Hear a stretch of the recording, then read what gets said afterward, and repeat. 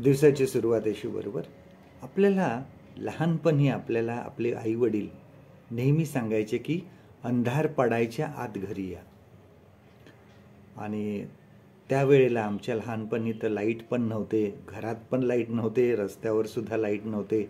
आणि त्याच्यामुळे आम्हाला परत घरी येण्यासाठी किंवा सुखरूप येण्यासाठी किंवा रात्री काय रस्त्यावर चावू नये, साप आहे किंवा इतर काही आहेत, तर अशा वेळेस आईवडील नेहमी आपल्याला सांगायचे की अंधार पडायच्या आत या. आता आपण मोठे झाल्यावर, आपली मुलं झाल्यावर सुद्धा आपण सांगतो की त्यांना लवकर घरी या, अंधार पडायच्या आत घरी या.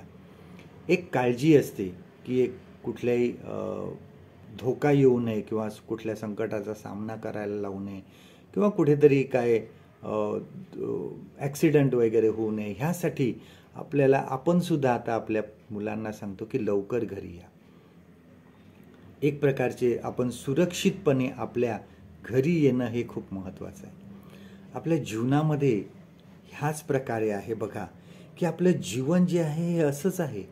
सार्वकालिक जीवन हे आपलं घर आहे, आपलं शेवटचं घर आहे आणि आपल्याला त्या ठिकाणी सुखरूप जायचं आहे, आपल्याला व्यवस्थित जायचं आहे.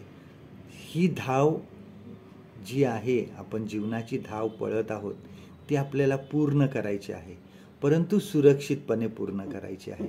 वेळेवर त्या ठिकाणी जायचं आहे.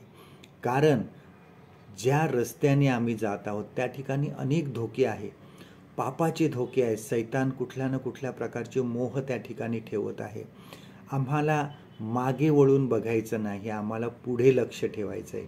आम्हाला आजूबाजूला सुद्धा बघायचं नाही, का आजूबाजूला जगिक मोह आहे. सैतान आम्हाला मोहात पाडू शकतो, आम्हाला भीती दाखवू शकतो, अनेक गोष्टींची भीती आमच्या मनामध्ये तो टाकू शकतो. आणि अशा वेळेस आमची जी धाव आहे त्यामध्ये कुठेतरी बाधा येऊ शकते. आम्ही कदाचित ती धाव नीट पूर्ण करू शकणार नाही, परंतु लवकर जायचं आहे, आम्हाला धाव पूर्ण करायची आहे. ह्यासाठी आजूबाजूच्या गोष्टीकडे आम्हाला लक्ष द्यायचं नाही आहे.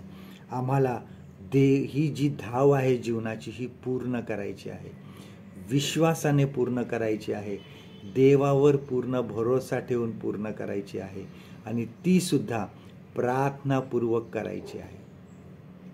आजचं देवाचं वचन आपल्यासाठी हे आहे, प्रेषितांची कृत्ये ह्याचा 20वा अध्याय 24वा वचन, ॲक्ट्स चॅप्टर 20 अँड वर्स 24.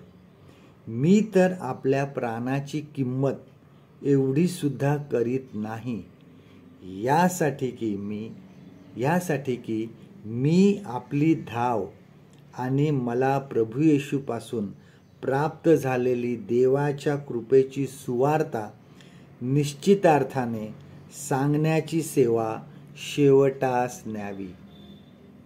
परमेश्वर करो आजचा दिवस तुमचा आशीर्वादित करो.